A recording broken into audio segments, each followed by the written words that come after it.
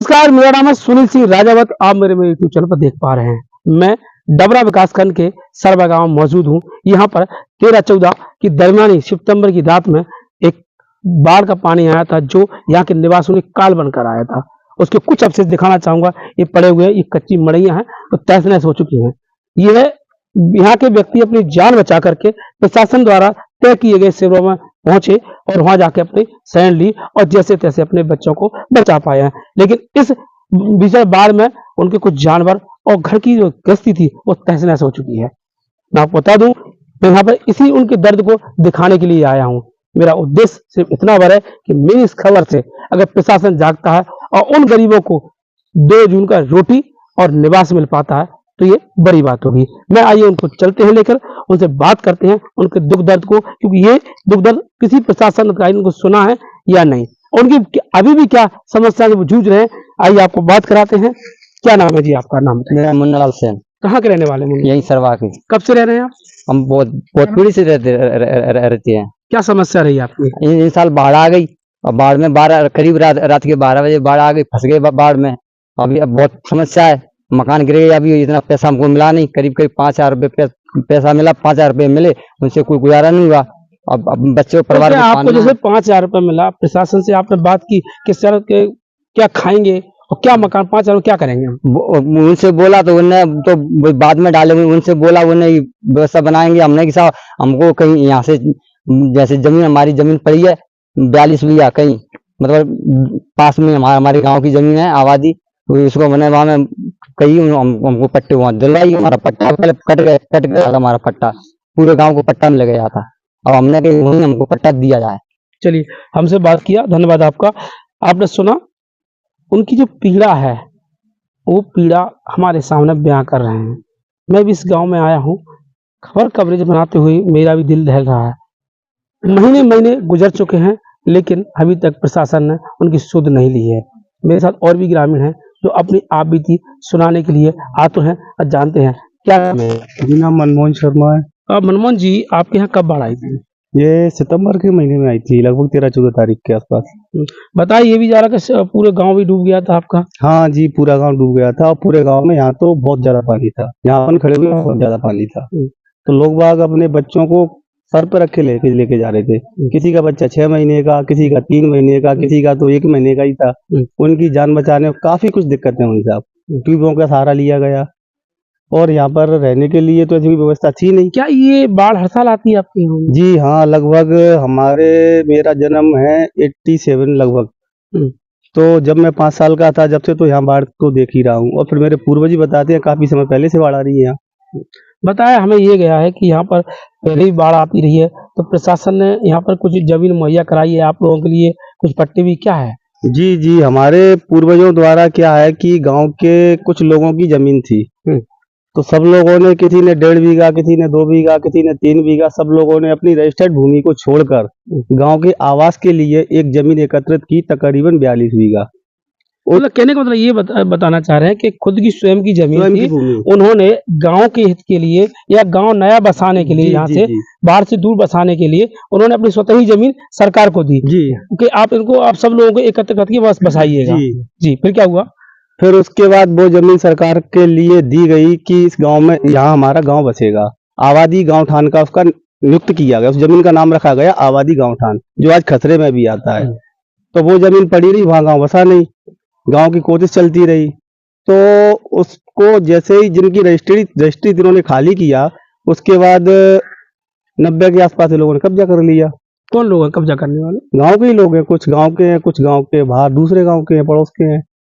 तो उस पर पूर्ण रूप से कब्जा कर लिया आज के टाइम। तो आपने फिर कई अधिकारियों से मुलाकात की, अवगत कराया उनको? जी, अधिकारियों के पास हम हर साल जाते हैं, आवेदन देते हैं, हर साल जाते हैं, मगर उसका कुछ नहीं होता। उनके खिलाफ एक वारंट जारी कर दिए जाते हैं, उनसे पैसा ले लिया जाता है और उसके बाद दोबारा वो काबिज हो जाते हैं, उसी जगह पर दोबारा खेती करते हैं।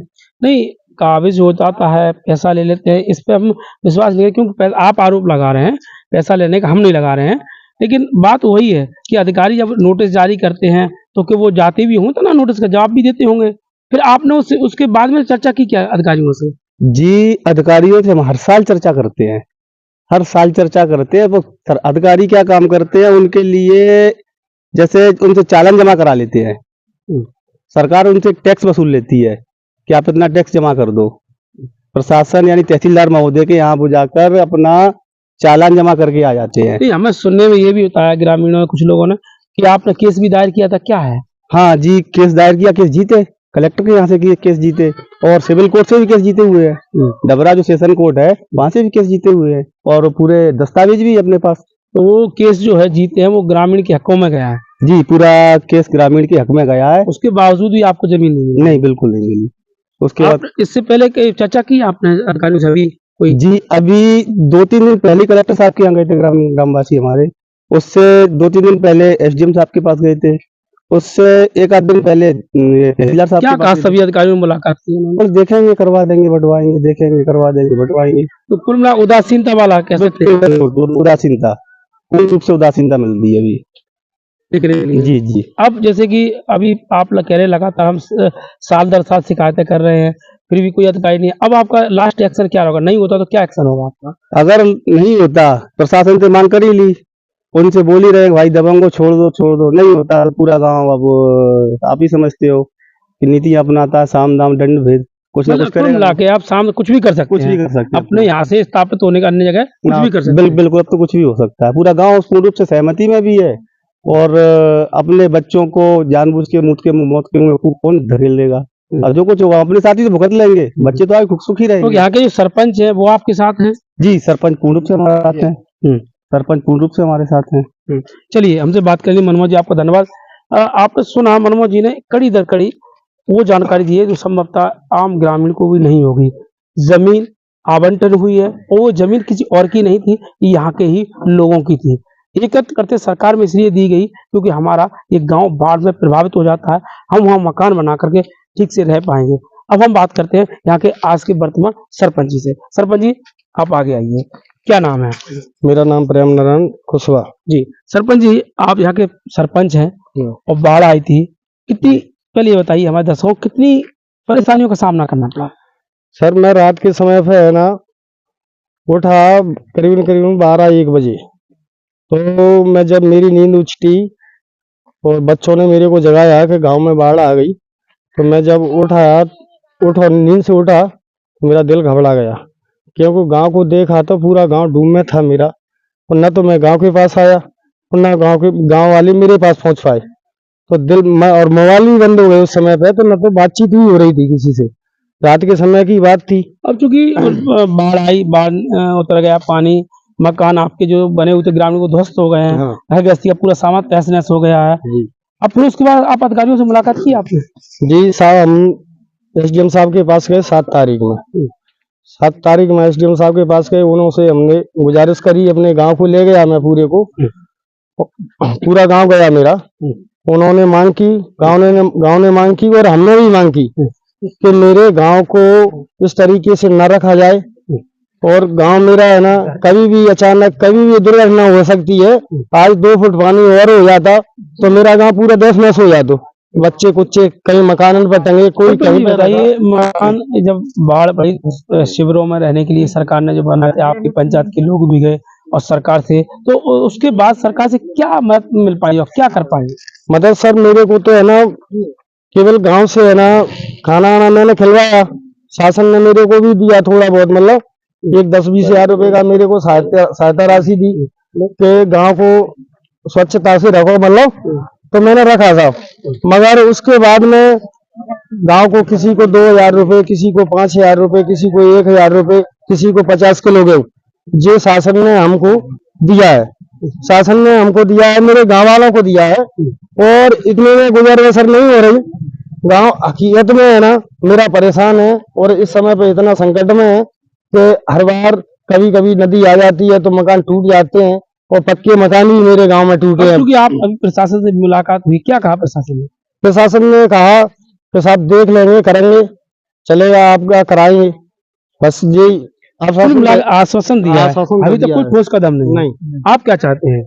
मैं सर ये चाहता हूँ कि मेरा गांव इतना पीड़ित है और मैं भी आज यहाँ पे सरपंच हूँ, मेरी प्रशासन से यही गुजर है, यही निवेदन है मेरा, बार बार निवेदन है कि मेरे गांव को जो सन 85 में गांव को जमीन दी गई थी, सभी गांव के भाई बहनों की, सभी की उसमें प्लाट है, एक 50x50 या किसी का जैसा परिवार है उसका वैसा प्लॉट है, उसको वहां लिफ्ट किया है। तो गांव मेरा वहां पर जाना चाहता है, और वहां पे क्या है, रोड से जगह है, तो कहीं जैसे जाना ही कोई प्रेशर आता है, बाढ़ का आता है। बताइए जा रहा है जो जो पट्टे दिए गए थे उस जमीन पे कुछ लोग कब्जा किए हैं क्या? सही है क्या? जी साहब, कब्जा किए हैं, कुछ लोग दबंग लोग कब्जा करे हैं, कुछ गांव वाले भी करे हैं, कुछ। क्योंकि कब्जा, अगर आप प्रशासन से मुलाकात की आपने, अगर कब्जा नहीं हटता है या आप स्थापित वहां नहीं होते हैं, तो आपकी तरफ से क्या कदम उठाया जाए गांव वालों को?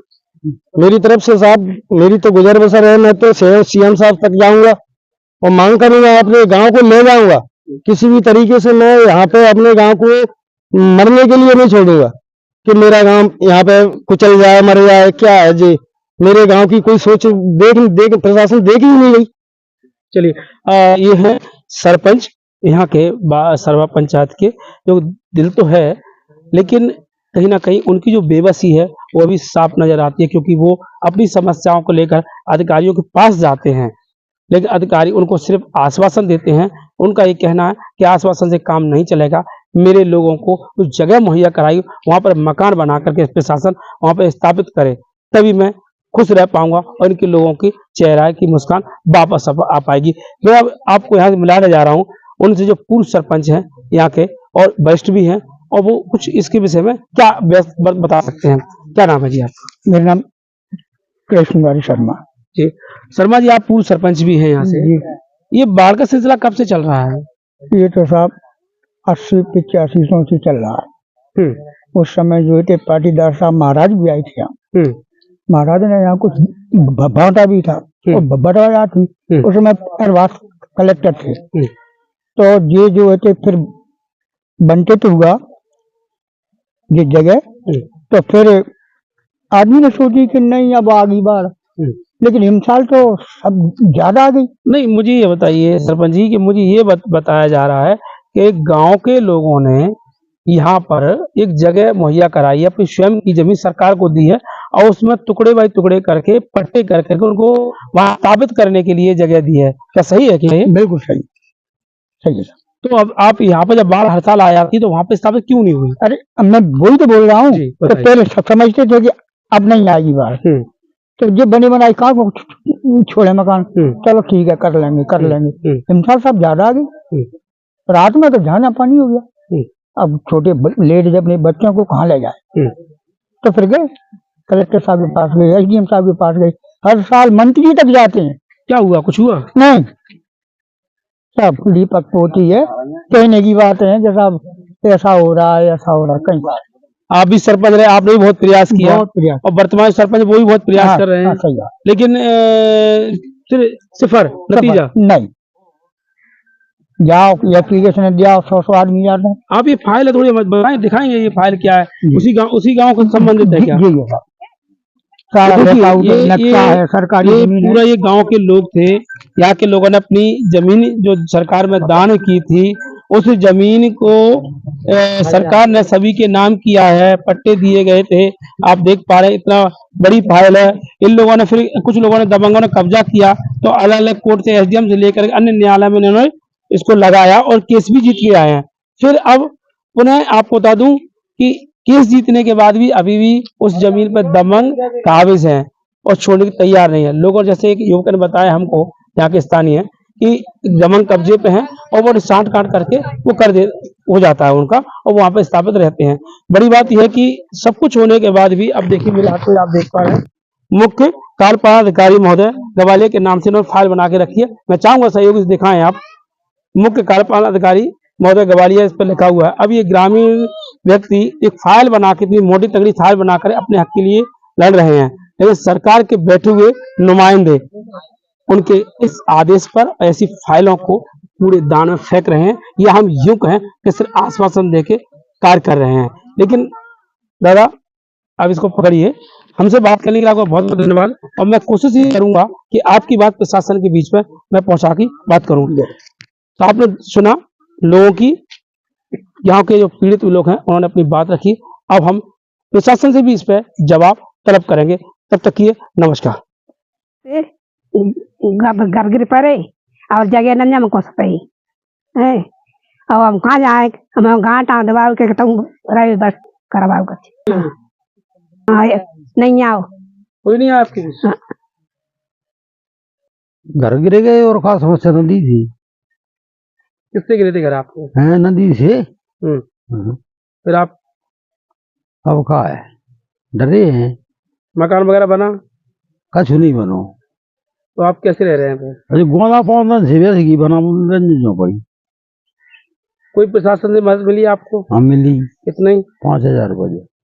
तो आप खा पाएंगे या बना पाएंगे? हाँ खा बताए यार तुम्हें देख ले खा करेंगे वहाँ 5000। शासन से कोई मांग है आपकी? है मांगे है ना ठोरा की मांग है बाकरी का है गाँव ठाव में मिल जा मैंने बच जा हमारी डरी है जगह। पार आ गई बहुत बाढ़ आ चुकी है बाढ़ में हम फंस गए थे तो इसलिए हम चाहते हैं यहाँ से हमारी जमीन पड़ी है थोड़ा गांव के पास में पड़ी है हमारी जमीन हमारे गांव की। अब हम चाहते हैं यहाँ से हम बार बार फंस जाते हैं हम यहाँ से जाना यहाँ से हम शासन से मांग कर रहे हैं हम वो हमारे पहले पुराने हमारे पट्टे हैं उस जमीन को हमें दी जाए हमारे पट्टे दिए जाए। अब वहाँ लोग दमंग लोग हैं वो छोड़ना नहीं चाहते हैं। हम जो अर्जित भूमि शासन द्वारा हुई है ग्राम के लिए ग्राम नवबसाहट के लिए उस पर दबंग लोगों ने कब्जा कर रखा है जिसमें कुछ लोग धरोहरा ग्रामवासी हैं और कुछ लोग झाड़ौली ग्रामवासी हैं और कुछ हमारे सरवा ग्रामवासी हैं। ऐसे वो कुछ दबंग लोग 10-15 लोग हो गए हैं ऐसे। जी साहब हाँ जमीन किसके नाम अलॉट है? के लिए साहब बीच में इसको आपके लोगों ने उसको कब्जा कर लिया है। हमारा सारा गांव एक सूत्र में है अभी आज की तारीख में जो कि मरने और मारने के लिए भी तैयार है परंतु उनके लिए हम जो ऐसे डांटे हैं कहा है। जमीन है 42 का करीब वो आबादी गांव के लिए आवंटित हो चुकी है। 85 में कलेक्टर साहब उसको पूरे गांव के लिए कर चुके हैं नियुक्त कर चुके हैं किस गांव पूरे गांव के प्लॉट हैं। उसके बाद फिर हमारे कुछ जैसे मंगी बाथम जी हैं वो केस भी लड़े केस जीते भी गांव की तरफ से और यहाँ सिविल कोर्ट से भी केस जीते हुए हैं उसके कागज भी अपने पास हैं। फिर भी क्या है कुछ लोगों ने कब्जा कर लिया है। अब उनसे बात करते हैं कि भाई हमारी जमीन खाली की जाए तो वो दादागिरी बताते हैं। कौन सी जगह जमीन है? ये जगह है आबादी गांव ठाणे रास्ते मंदिर मिलता है जूड़ी बाबा का वही वो जमीन है। प्रशासन से हर साल प्रशासन के पास जाते हैं हम लोग मांग करने के लिए हर साल जाते हैं। बाढ़ आज से नहीं आ रही है बाढ़ तो 85 और पहले से आ रही है जब पहले भी गांव डूबा हुआ था इसलिए तो जगह आवंटित की थी वो जगह मिलती क्यों गांव को अभी तक नहीं मिली कोई उसके कोई वो नहीं हुआ उसका। लास्ट बार आप थे कलेक्टर साहब के पास कल ही कलेक्टर साहब के पास गए उन्होंने कहा चलो करते हैं आवेदन दी वो उन्होंने एक तहसीलदार साहब के लिए लेटर लगा वो तहसीलदार साहब को लेटर दिखा दिया हमने।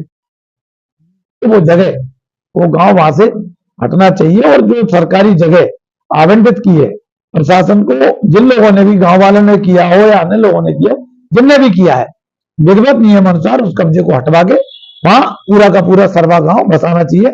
उसमें भी गांव वालों में आपस में विवाद न हो इसकी चिंता प्रशासन को करना चाहिए वहां जाके विधिवत आवंटन करना चाहिए उस जगह। आपके द्वारा आज मामला में संज्ञान में लाया गया ग्राम सरवा का मामला बताया जा रहा है। अगर भूमि सरकारी है और उस पर किसी द्वारा अतिक्रमण किया गया तो बिल्कुल उचित नहीं है। मैं इसमें दिखवाता हूँ और इसमें हम आवश्यक कार्रवाई करेंगे।